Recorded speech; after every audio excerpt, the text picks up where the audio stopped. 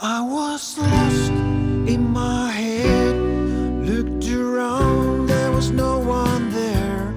I got out to breathe the fresh air.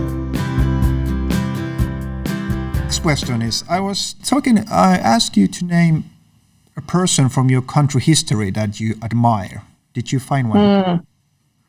Yeah, so there's this man called Archie Roach he's a musician and a writer, a guitarist, and he's an Indigenous man, and he was part of the Stolen Generation, which was a horrible thing that happened sort of from the beginning of the 1900s to like into the 70s, where children were forcibly removed from their families.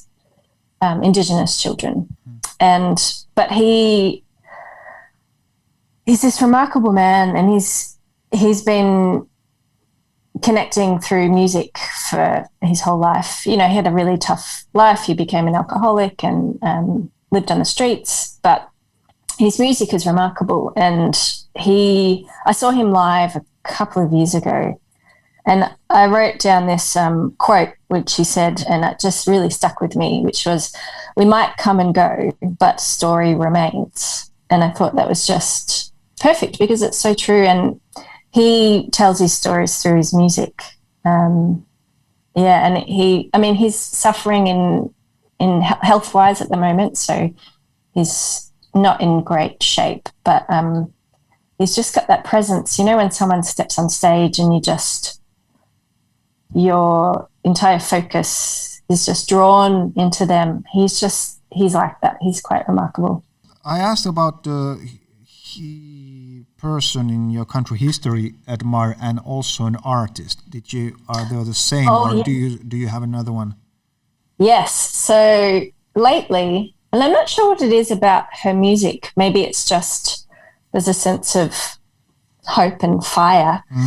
So there's this artist called Moju, or she used to be known as Mojo Juju, and she's this, her heritage is Filipino. Her dad, I think, was Filipino, and her mother is Indigenous and European. So she's got this amazing sort of cultural mix, and she used to perform with a band and sort of has since gone solo.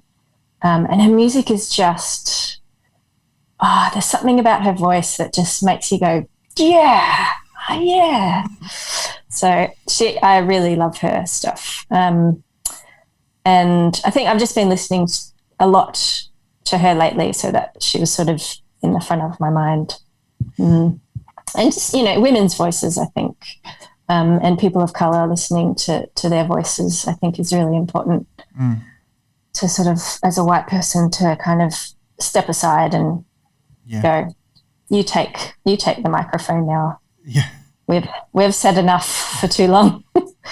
Have you noticed during this COVID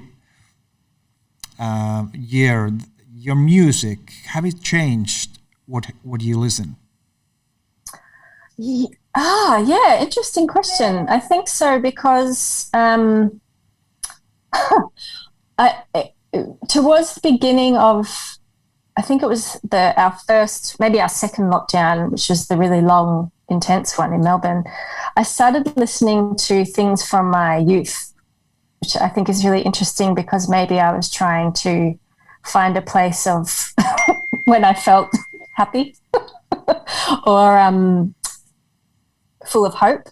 Because for a while there, you know, it was hard to find hope in the day because you were doing nothing. What were the big bands or the music when you grew up? Oh, well, for me, I love Portishead, and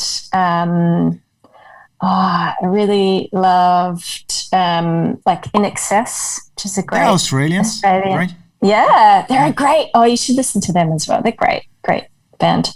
They're still playing now, because the singer died. No, well, he died. Yeah, McCutcheon's died. Ticky. That was the beginning. Yeah, great band. Björk, I love Björk. Oh, Iceland.